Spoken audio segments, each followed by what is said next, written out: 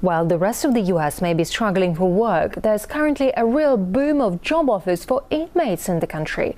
Both state and some of the biggest private companies are now enjoying the fruits of a cheap and readily available workforce, with tens of millions of dollars spent by private prisons to keep their jails full.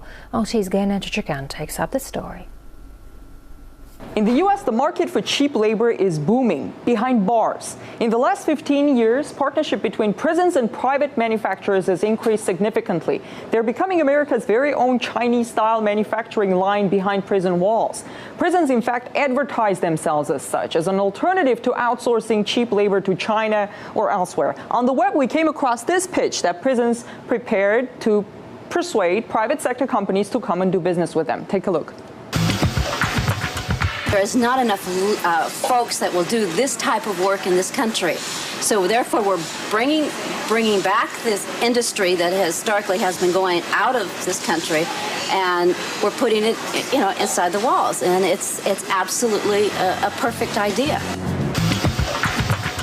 I have a workforce that does not have car problems or babysitting problems, etc. They're always here, and they're always willing to come to work.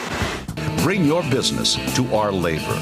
A wide variety of industries take advantage of prison labor. Among many other things, prisoners make clothing, textiles, electronics, furniture, and even solar panels. Just as we're trying to get China to stop with their prison labor, ours is at the same time increasing.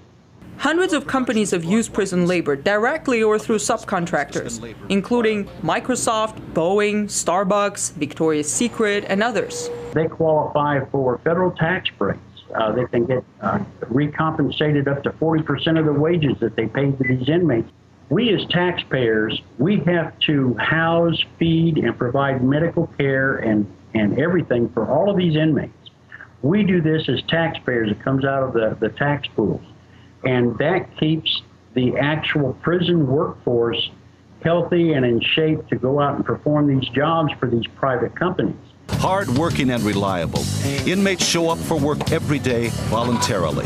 Work in prison is mandatory, and the choice many inmates have is whether to work for a government-run prison industry for less than $1 an hour or a private one for a minimum wage of around $6.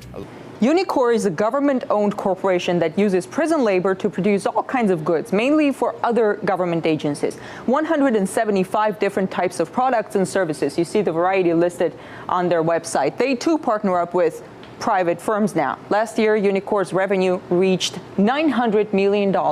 As far as private prisons are concerned, two of the country's biggest prison corporations made $3.3 billion last year alone. Private prisons are traded on the New York Stock Exchange. They are for-profit companies, and the savings that they reap from using inmate labor go to their bottom line. It's money they otherwise don't have to spend in order to keep a facility running. Large prison populations and harsh sentences result in greater profits. America's three major private prison companies spend around $45 million over the past 10 years on lobbying state and federal governments for supporting immigrant detention, mandatory minimum sentences, three strikes laws, and other legislative measures that contribute to the growth of America's gigantic prison population. The U.S. now holds more people behind bars than any other nation, more than 2 million. That's 1/4 of all prisoners in the world. From a cost-effectiveness point of view, the $45 million that private prisons have reportedly spent over the past decade lobbying to keep prisons full is peanuts compared to the billions that they make every year. One can argue about the many causes and effects of America's skyrocketing incarceration rate, but since prisons became a for-profit industry in the U.S. 30 years ago, the number of prisoners has gone up dramatically. Not to say that it was the only cause behind the spike, but many argue it was part of it. And now with the cheap labor market expanding behind American bars, one is wondering whether the justice system in the U.S. is adopting market values. In Washington, I'm Ganesh Shekan.